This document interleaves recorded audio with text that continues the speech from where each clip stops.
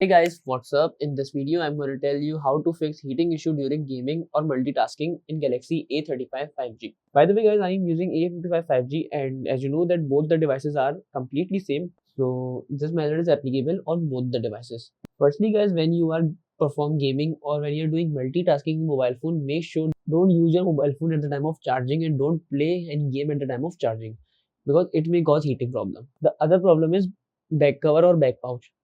If your back pouch or back cover is on, so the phone is also on heating. Make sure to remove your back pouch or back cover so that your heating problem will be solved. The last opinion is if you are doing gaming and your phone is continuously heat up, so make sure you have to lower your graphics.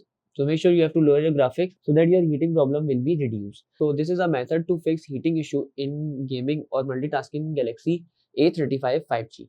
So that's it guys about the video. If this video helped you, kindly like the video and follow us for more tips and tricks. See you guys in the next video. Take care.